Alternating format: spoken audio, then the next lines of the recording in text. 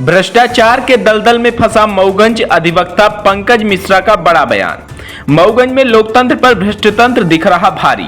निर्देश दिखाई आदेश निर्देश कागजों में दिखाई देना और भौतिक स्थिति में भौतिक रूप से कार्य होना वो बात दूसरी है। बहुत ईमानदार हो सकते हैं, लेकिन जब उनका कोई सुनने वाला नहीं है या तो उस ढंग से उनका दबाव न मानते होंगे कर्मचारी।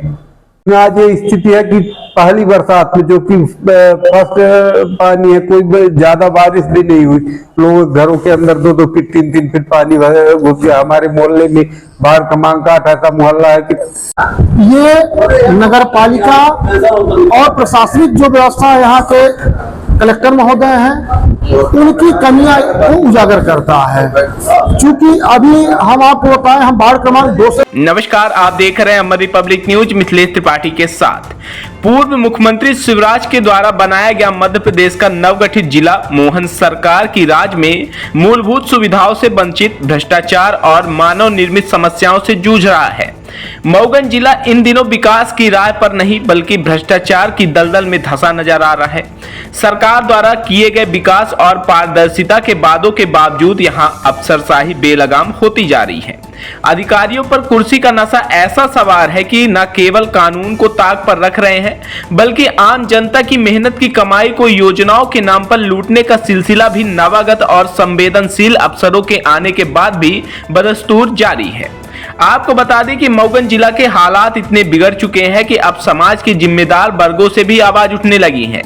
जिला अधिवक्ता संघ के वरिष्ठ सदस्य अधिवक्ता पंकज मिश्रा ने इस मामले पर तीखी प्रतिक्रिया देते हुए बड़ा बयान दिया है।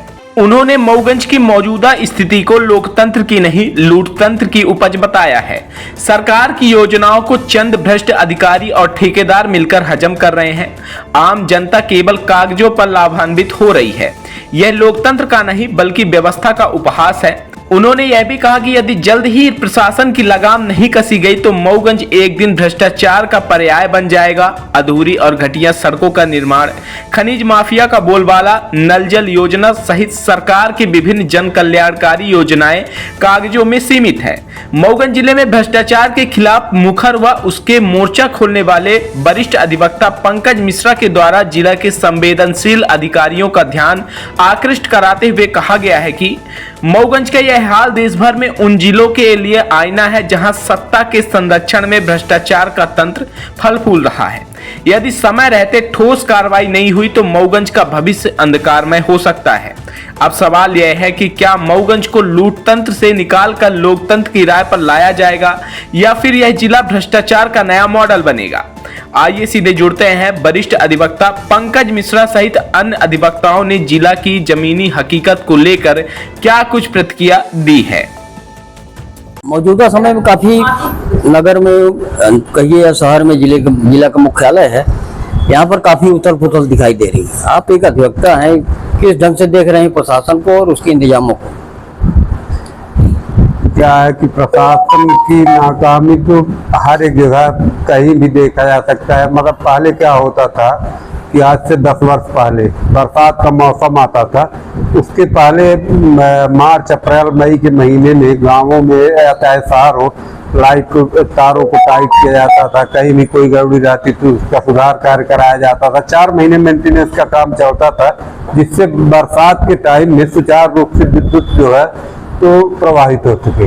लेकिन अब क्या व्यवस्था सरकार ने बनाई है कि यहाँ के लोकल मशीनरी जो विभाग के अधिकारी कर्मचारी है उन्होंने क्या बनाया कुछ पता नहीं चलता। बजट तो सरकार में आता है कि करोड़ों रुपए आ रहे हैं और काम कुछ नहीं होता। लाइट, आप भी इस नगर के नागरिक हैं, आपको मालूम होगा कितने घंटे लाइट रहती है। आप ये सोचें कि 2 घंटे एक लगातार लाइट रह जाए तो कोई गारंटी नहीं है कि 2 घंटे लगातार लाइट रह जाए।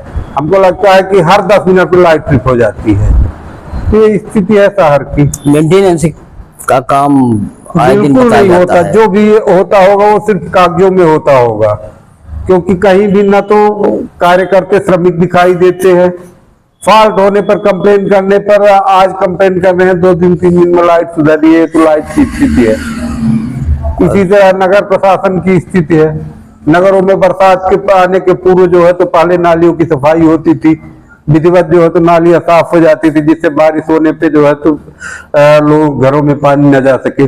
लेकिन आज ये स्थिति है कि पहली बरसात में, जो कि फर्स्ट पानी है, कोई ज्यादा बारिश भी नहीं हुई, लोग घरों के अंदर 2-2 फीट 3-3 फीट पानी घुस गया। हमारे मोहल्ले में बाहर कमांकाट ऐसा मोहल्ला है कि मतलब एक फ्लोर पूरे मोहल्ले का जो है तो सब्जी मंडी के पीछे जो है तो एक फ्लोर पूरा जो है 3-3 फीट पानी भर गया।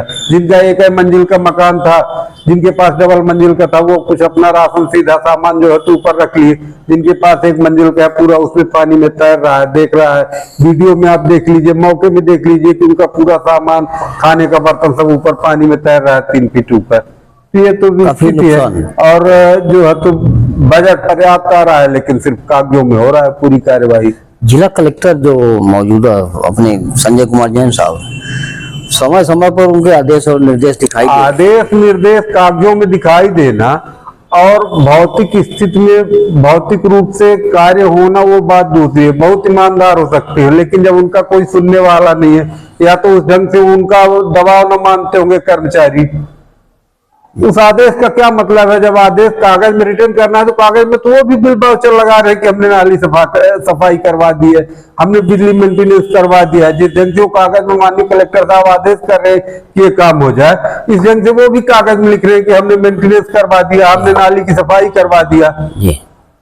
पर कहीं फील्ड में दिखे तब ना उसका मतलब है। जब फील्ड में नहीं दिखता तो उसका मतलब क्या है आदेश का?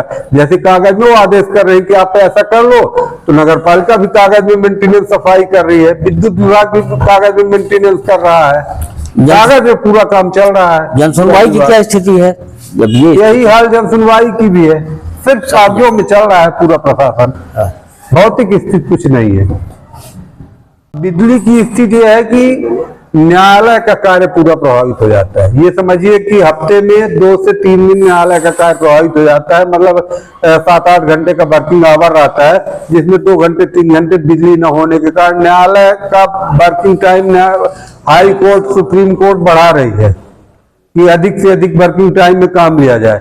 और विद्युत प्रवाह बराबर संचालित न होने से न्यायालय का कार्य पूरी तरह से, प्रतिदिन ऐसा कोई भी दिन न होगा जिस दिन 2 घंटे 3 घंटे न्यायालय का कार्य अवरुद्ध न हो। निश्चित रूप से तो आप लोग भी प्रभावित, बिल्कुल प्रभावित होते हैं। गवाहियां नहीं हो पाती है, पक्षकार आते हैं लौट जाते हैं, लाइट नहीं है, इन्वर्टर डिस्चार्ज हो गया, सुबह से लाइट नहीं है। देख रहे हैं आपकी लाइट नहीं है, आज सुबह से लाइट नहीं है, न्यायालय के कार्य बंद है। आप लोग कानून के जानकार हैं और कहीं न कहीं एक प्रभाव है शासन प्रशासन पर, तो उस ढंग आदमी आवाज उठा सकता है, करना है। यहाँ के प्रशासनिक कलेक्टर हैं, बैठे हुए हैं, जिले के मुखिया हैं। भाई पहले अब तो छोटा स्थान है, कलेक्टर तो 2 घंटे में पूरे जिले का भ्रमण कर सकते हैं, पूरे जिले का भ्रमण कर सकते हैं कि कहाँ क्या स्थिति है। लेकिन पहले रीवा से कलेक्टर बैठते थे। छोटी संस्था इसीलिए बनाई जाती है कि क्षेत्र का विकास अच्छे ढंग से होगा, अधिकारी पहुंच के लोगों की समस्याओं का निदान कर पाएंगे। 1 घंटे पूरा जिला मऊगंज नईगढ़ हरमना कवर किया जा सकता है कि क्या क्षेत्र की समस्या है, क्या क्या समस्याएं आ रही है, लेकिन कोई देखने वाला नहीं है। आखिर क्या बात है? अभी आप लोगों ने 1-2 मुद्दों पर शासन प्रशासन के समझ बात रखी थी, अधिवक्ताओं से जुड़ा मुद्दे थे जी, उसको भी कहीं न कहीं ये सबने अनसुना किया।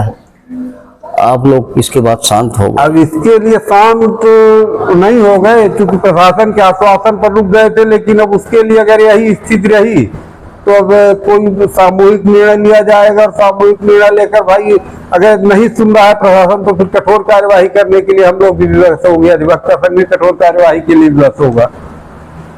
ठीक। वरिष्ठ अधिवक्ता है आप, और यहाँ की जो व्यवस्थाएं हैं, न्यायालयीन व्यवस्था हो गई, यहाँ की मूलभूत समस्याओं को लेकर है, उनको लेकर क्या कहेंगे?